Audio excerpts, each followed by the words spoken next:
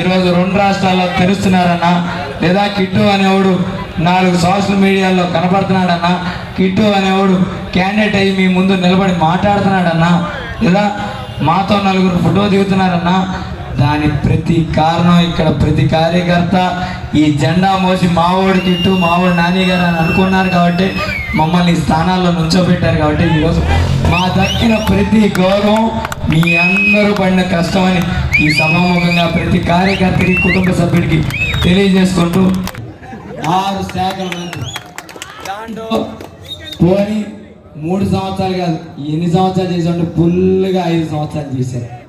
ఫుల్గా 5 సంవత్సరాలు చేసి దాంట్లో ఒక శాఖ ఉంది, ఏంటిది? క్రీడా శాఖ.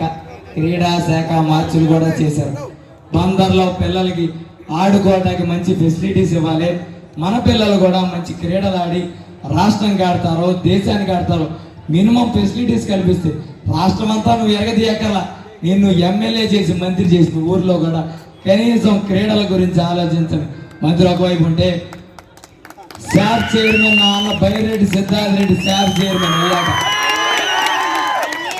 నాకున్న పరిచయం మేరకు అన్నా నా దగ్గర బందర్లో చాలా మంది ప్లేయర్స్ ఉన్నారన్న, బ్యాడ్మింటన్ ఆడుకుందాం అంటే సరైన చోటు లేకపోయాయి, బాస్కెట్బాల్ ఆడదామంటే పోలీస్ గ్రౌండ్లో తప్పితే వేరే చోటు లేదు, మట్టి నేలలో ఆడుకుంటున్నారన్న. మినిమం ఫెసిలిటీ ఇస్తే బందర్ నుంచి 4 పిల్లలైనా 3 పిల్లలైనా రాష్ట్రానికి ఆడినా దేశానికి ఆడినా మా బందరోడు అక్కడ ఆడుతున్నాడు అని చెప్పి గర్వపడతా, మా ఊర్లో టీవీ చూస్తా చెప్తుంటారన్నా.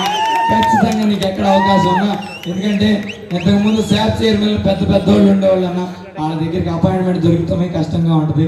నువ్వంటే నాలాంటి యంగ్స్టర్ కాబట్టి ఖచ్చితంగా నువ్వు నాకు సాయం చేసి పెట్టాను. అడగంగానే నువ్వు అడిగిన కారణం చూసి ఇస్తున్నా, మన ఇద్దరు స్నేహం కాదు, నువ్వు అడిగిన కారణం బట్టి. ఎందుకంటే నేను ఒక యంగ్స్టర్గా వచ్చా కాబట్టి క్రీడల్లో ఎంత ఇబ్బందులు ఉంటే మినిమం ఫెసిలిటీస్ లేక పేదవారి పిల్లలు క్రీడలు ఆడుకోకూడదు, మనం పనులు చేసుకోవాలన్నట్టు క్రీడలకు దూరం అయిపోతారు. ఖచ్చితంగా మచిలీపట్నం ఏర్పాటు చేద్దాం అన్నాడు, చెప్పింది చెప్పినట్టు గాలి వదిలేస్తాడేమో అనుకున్నా, కానీ ఈరోజు కళ్ళ ముందు సాక్ష్యం చేస్తున్నాను. 60 లక్షలు దానికి పావల ఎంత 2.5 కోట్లతో వచ్చిందండి ఈ స్టేడియం. 2.5 కోట్లతో అంటే ఊరికి ఎలక్షన్ స్టంట్ కోసం చేస్తే ఎలా ఉంటుందో అది కనబడితే పైలాన్ ఊడిపోతా, కనీసం ఆ పైలాన్ ఊరికి నామకే వాస్తే కట్టి ఆ రైతుకు కూడా డబ్బులు ఇవ్వకుండా మొత్తం డబ్బులు తినేసేట ఉంటుందో తెలుగుదేశం ప్రభుత్వంలో చూస్తే.